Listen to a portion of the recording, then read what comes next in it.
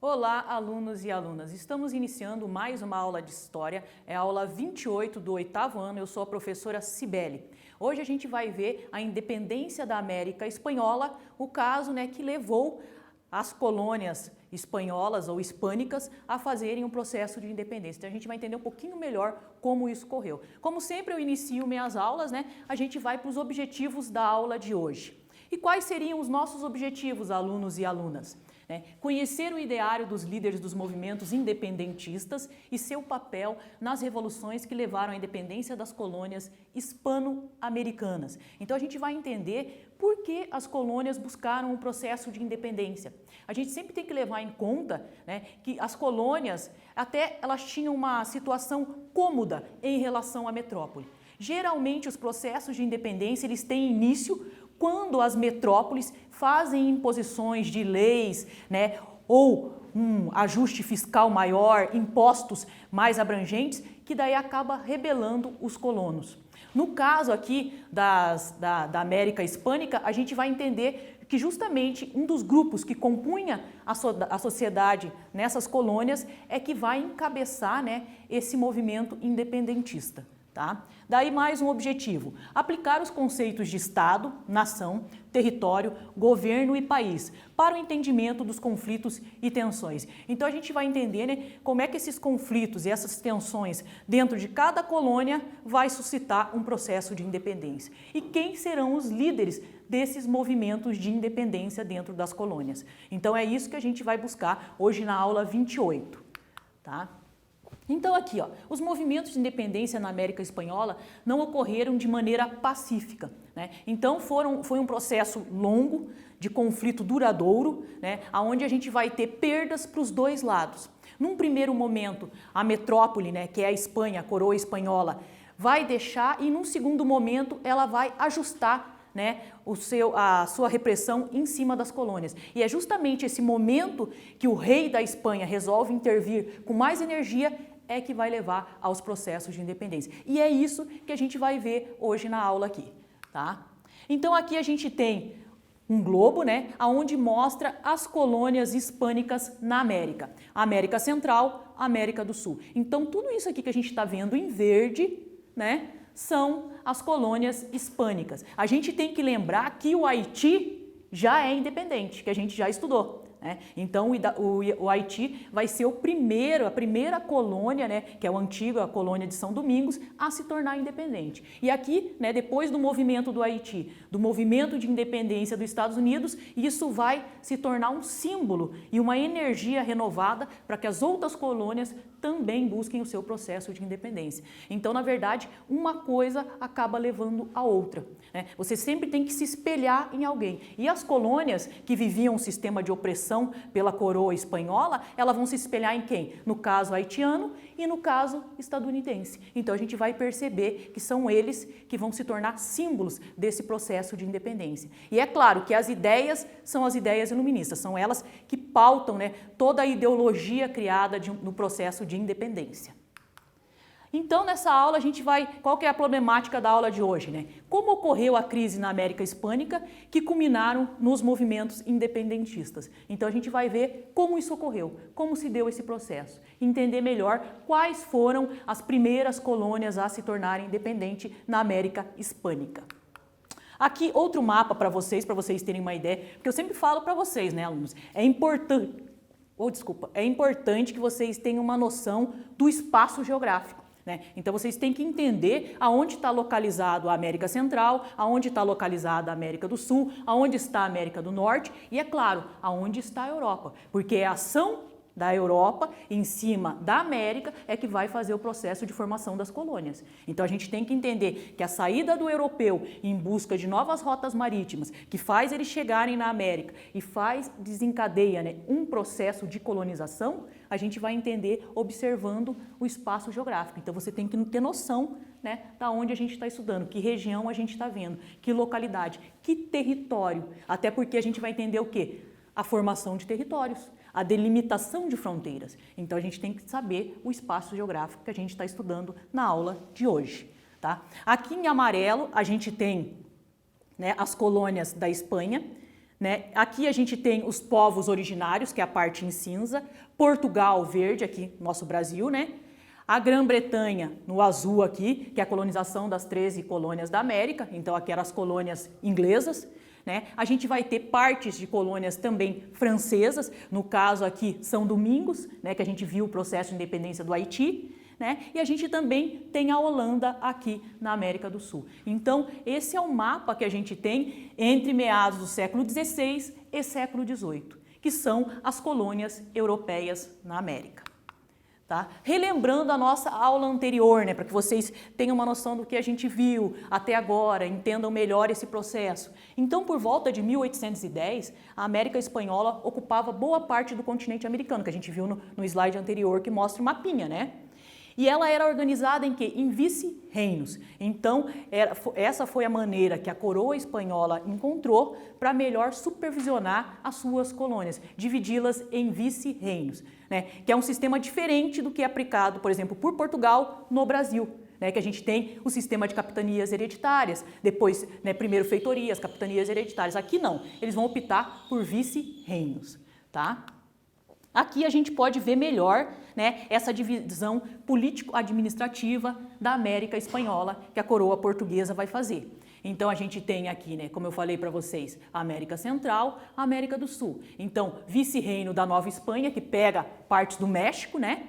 Daí a gente tem o vice-reino da Nova Granada, vice-reino do Peru, vice-reino do Rio da Prata, daí Capitania Geral da Venezuela. Então a gente vai ver aqui como é que está sendo feita essa divisão de vice-reinos, para vocês terem uma noção também do quão era grande, né, o território que pertencia à coroa espanhola e o quanto era difícil para o governo espanhol controlar tantas colônias, já que tem um território extremamente acidentado, uma geografia que também não ajuda. Então, quer dizer, a comunicação entre os vice-reinos era bem complicada, tá?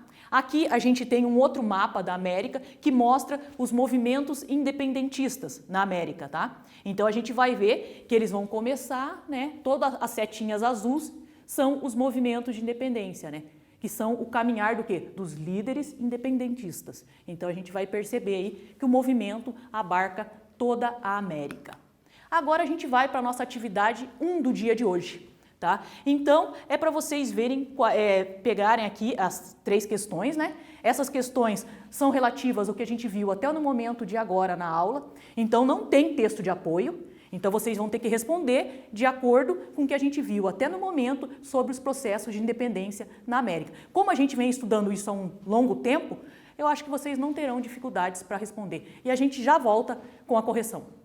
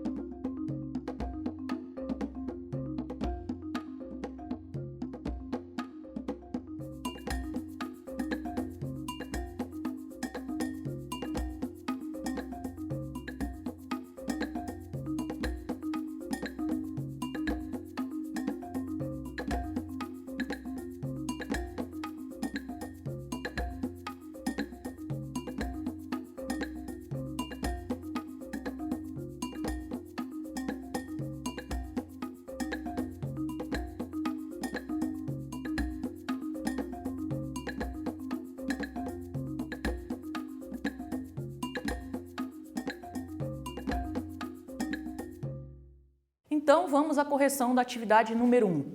Eu vou lembrar vocês, que vocês aí que estão assistindo a aula, não esqueçam de ir no Classroom, lá no link, e confirmar a presença na aula de hoje, porque isso é muito importante para vocês, alunos e alunas, tá? Porque senão não tem um controle do colégio que vocês estão assistindo a aula e nem da frequência. Então é importante que vocês entrem no Classroom, acessem o link e confirmem a presença na aula de História. Agora vamos à correção da atividade.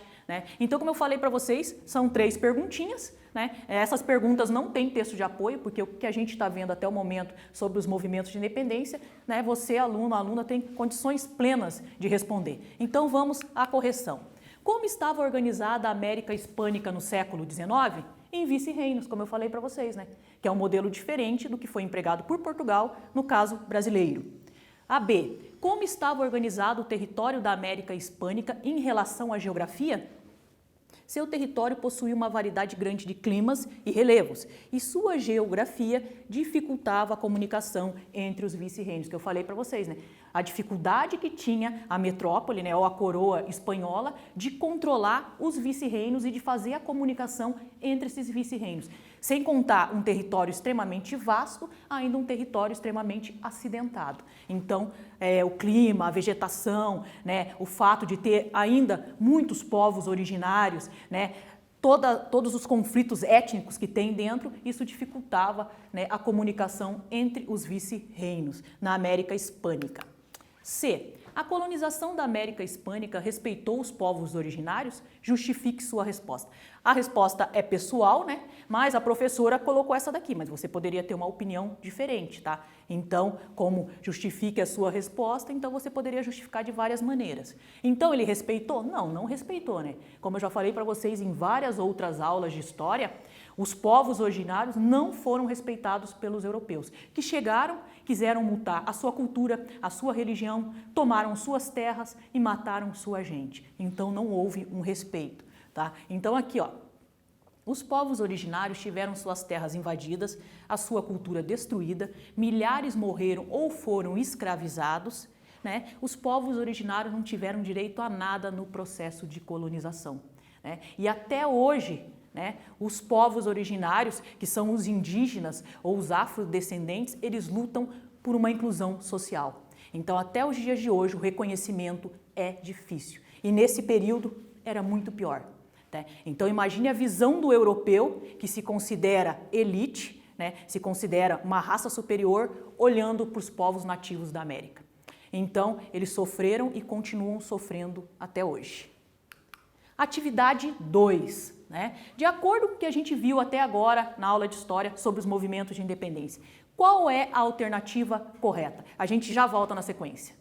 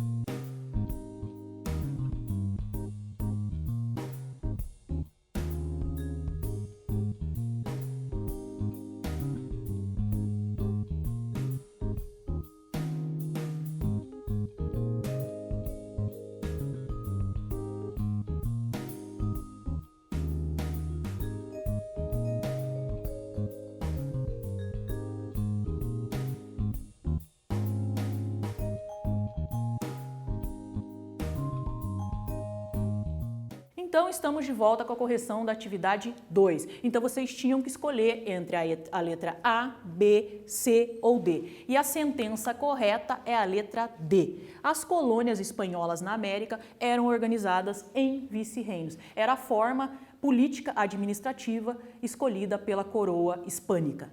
Tá?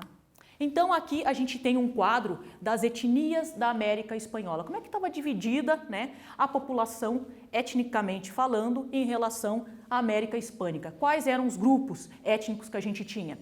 Então, indígenas ou povos originários, 8 milhões de indivíduos. Mestiços, 5 milhões. Brancos, 4 milhões. Negros, 1 milhão. Então, essa daqui é a configuração que a gente tem da América Espanhola em 1810, tá? Então, a gente vai perceber que o montante maior da população são os povos originários. E eram os que tinham menos direito nas colônias espanholas.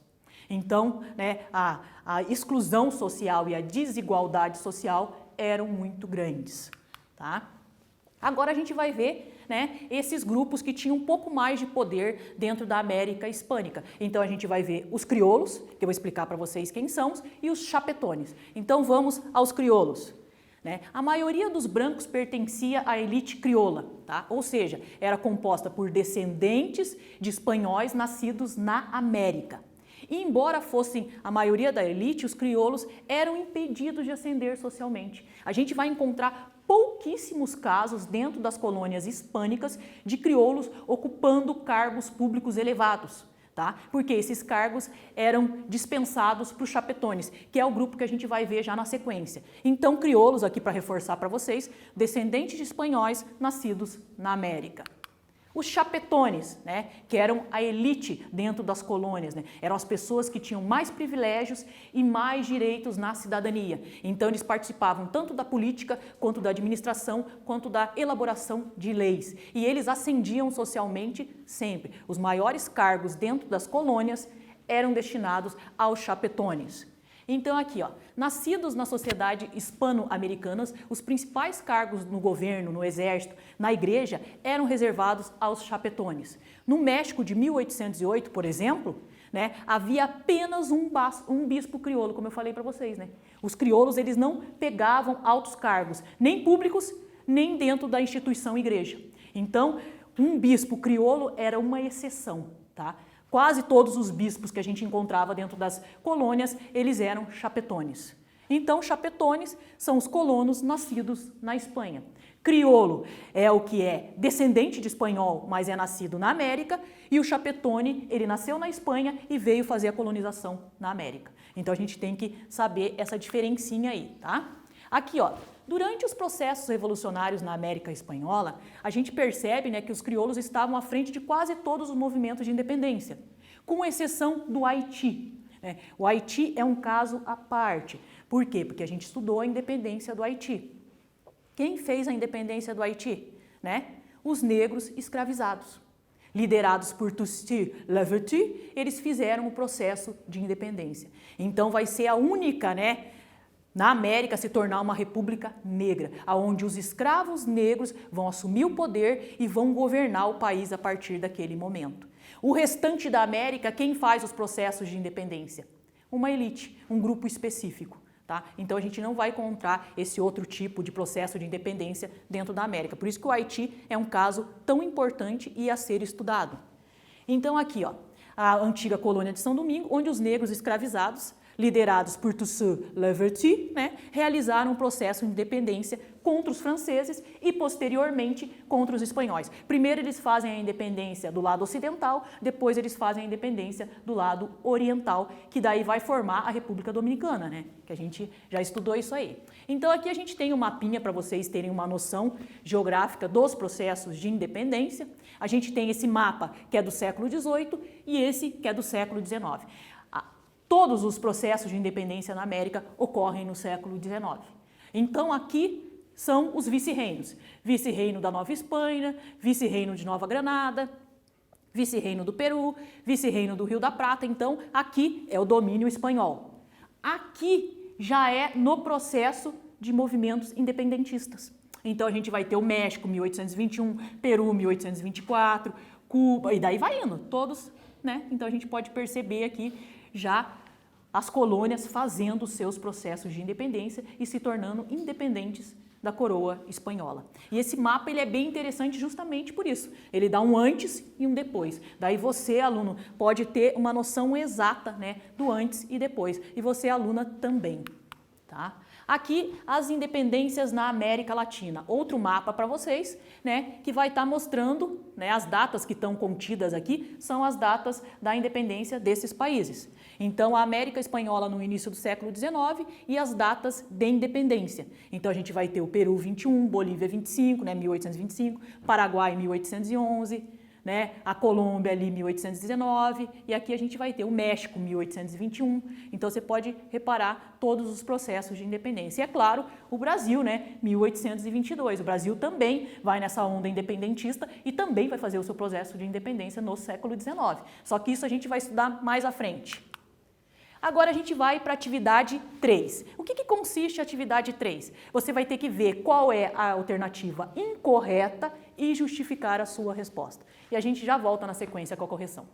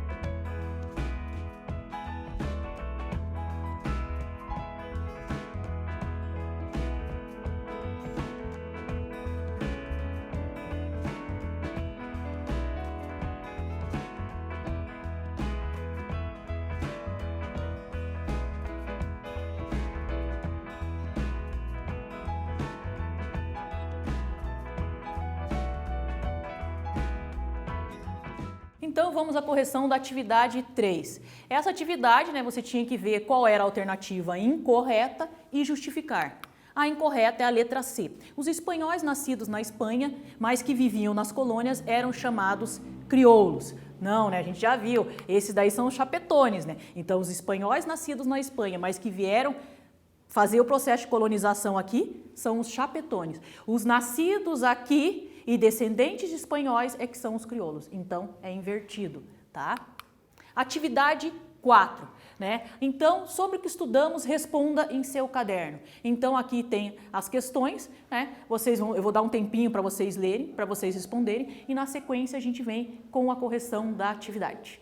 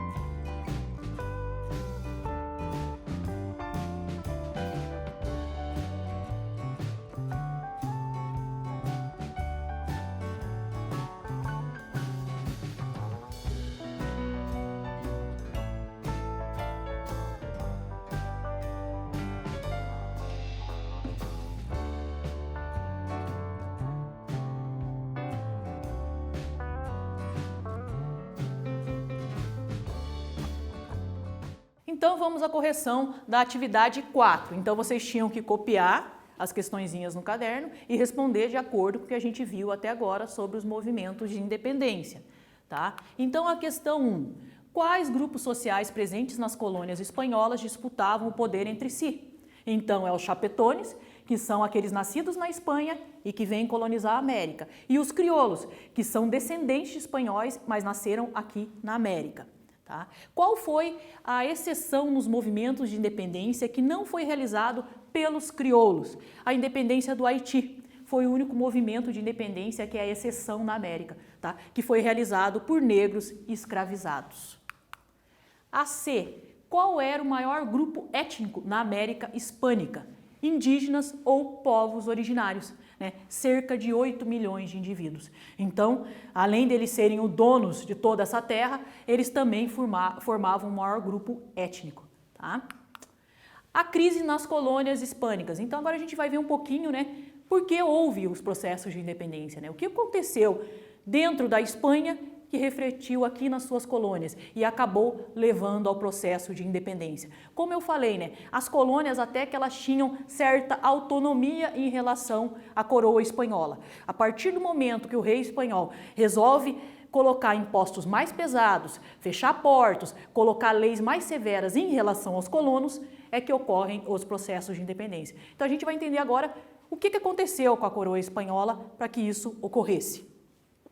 Então aqui, ó, os monopólios e a opressão fiscal geraram insatisfação entre os habitantes das colônias hispânicas na América e frustravam a pretensão dos crioulos, né? Os crioulos, como vocês sabem, são descendentes de espanhóis, né? Eles têm pai e mãe espanhol, mas ele nasceu aqui, na América. Né? Há um livre comércio com todas as nações do mundo. Então os crioulos, a base da economia deles era o comércio, principalmente o comércio marítimo, né, que é a exportação de mercadoria. Eles importavam também certos produtos de consumo essencial, mas a maior parte do comércio deles era voltado para exportação. Tá?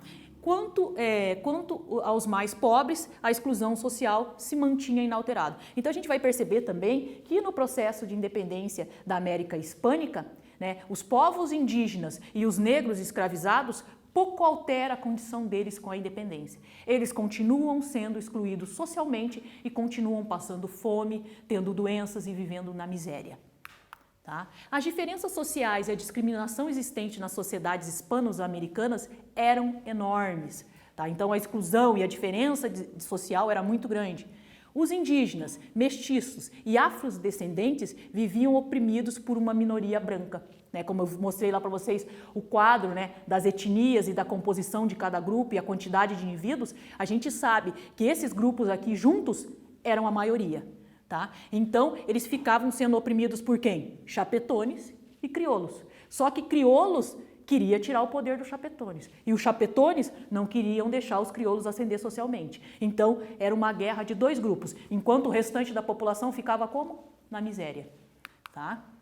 Aqui a gente tem um texto de apoio. Eu coloquei esse texto aqui como uma reflexão para a gente, né? Até o título do texto já diz isso. A crise na América Hispânica, uma reflexão historiográfica. Para você, aluno, você, aluna, refletir sobre a condição da América Hispânica e entender um pouco melhor por que houve o processo de independência. Então vamos à leitura juntos. Em 1810, 18 milhões de habitantes viviam nas Américas sob o governo da Espanha. Como eu mostrei no mapa para vocês nos slides anteriores, né? A colônia hispânica era maior. Então ela estava tanto na América Central quanto na América do Sul. Então era um território extremamente vasto. Destes 8 milhões eram indígenas originários do Novo Mundo, que são os povos nativos, né? 1 milhão eram negros trazidos da África, 5 milhões eram mestiços, né, que é a miscigenação que ocorre muito, tanto na América Central quanto na América do Sul, mas a gente já tem que pensar diferente em relação à América do Norte, a gente não tem essa miscigenação, tá? Então é diferente, então a gente tem que pensar isso para a América Central e a América do Sul. Tá? Tanto os espanhóis peninsuláres, os chamados chapetones, como os crioulos, que são os brancos nascidos na América, né? Então a gente percebe aí que a gente tem uma diversidade de grupos sociais e de etnias vivendo dentro do mesmo território. Tá? Durante a segunda metade do século XVIII e as primeiras décadas do século XIX, o mundo espanhol sofreu uma grande transformação. É essa transformação que vai gerar os processos de independência. Nos reinados de Carlos III e Carlos IV, que é de Carlos IV, ele nasceu em 1759, morre em 1808, testemunharam o desenvolvimento de um pensamento político moderno, tá? Ilustrado, que enfatizava o quê? A liberdade, a igualdade, direitos civis, né? O governo das leis, a representação constitucional, né? E econômico entre um pequeno, porém significativo número de espanhóis peninsulares, que são aqueles que vivem na península, e hispano-americanos, que são aqueles que vivem na América. Quando eu falo peninsular, eu estou falando do quê? Península Ibérica, Europa. Quando eu falo hispano-americanos, eu estou falando do quê? América. Então o aluno tem que ter isso também em mente, né? Senão você pode falar assim, nossa, a professora falou peninsular, mas o que é isso? É aqueles que vivem na península, no caso, Península Ibérica, onde está localizado Portugal, Espanha, Europa. Então aqui, continuando a leitura, né? Baseadas nessas ideias, as reformas borbônicas impostas pela metrópole espanhola, que foi na época de Carlos III e Carlos IV, né? As suas colônias americanas, com o objetivo de aumentar a prosperidade econômica da Espanha e manter a sua hegemonia política, aumentaram, né, os impostos, fizeram leis novas de entrada e saída de mercadorias, e isso vai gerar a insatisfação de grande parte da elite colonial crioula. É aí que os crioulos vão se unir intelectualmente, né? E também vão se armar, vão conseguir trazer para o lado deles os povos originários e os negros escravizados para lutarem também com eles. Contra quê? Contra a coroa espanhola. Então aí, nesse contexto, está se formando os processos de independência. Então eles ocorrem basicamente porque o rei começou a ter ideias de liberdade, prosperidade, ascensão econômica. E é claro, ele vai querer isso para quem? Para o seu reino. E para ele conseguir mais fundos entrando dentro do seu reino, como é que ele faz isso? Aumentando os impostos, taxando as pessoas, cobrando mais. E isso prejudica diretamente quem? Os crioulos que vivem do comércio, exportação de produtos, entrada de produtos, né? Então, é claro que vai gerar a crise. Tá? Então aqui, ó, na América Espanhola, o projeto de independência venceu. Foi o das elites crioulas, né? Então as elites crioulas, elas vão fazer esse processo de independência efetivo dentro da América. Só que a condição dos povos originários, dos pobres, dos negros escravizados, continua inalterada, né? A gente vai ter ricos e pobres, quer dizer, não vai ter nem a junção e nem a melhoria da vida nem de um grupo nem de outro, né? A elite vai assumir o poder e comandar o país a partir daquele momento, mas os povos originários, os negros escravizados, mantêm a sua condição de exclusão. Agora a gente vai para a atividade 5. A atividade 5 também é aquela atividade que você tem que escolher a alternativa incorreta e justificar na sequência. A gente já volta com a correção.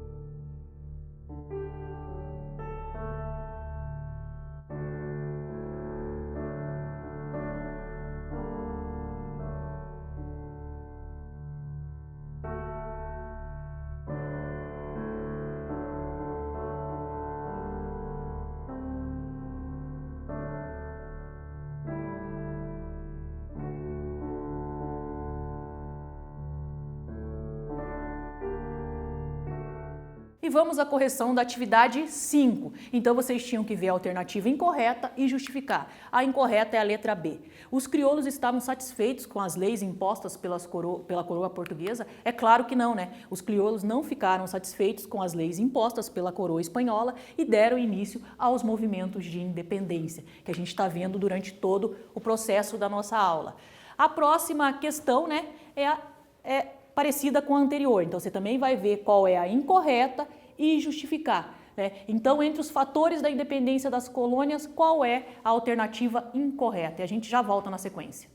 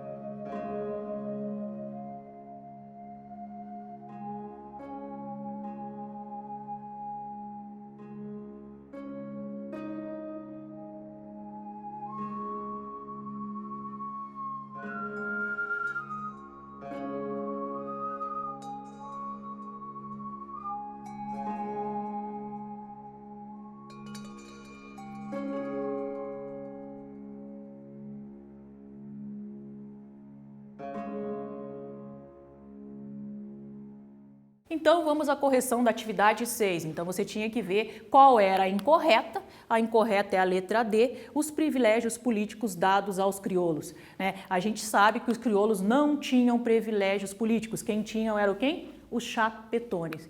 E a gente chega ao final de mais uma aula de hoje. Aqui, né, a gente pôde ver um pouco mais sobre o desenvolvimento e os processos de independência da América Hispânica. Aqui eu estou dando uma indicação de bibliografia para vocês, para quem quiser aprofundar os conhecimentos na aula de hoje, e eu aguardo vocês para a aula 29, onde a gente vai ver mais movimentos de independência.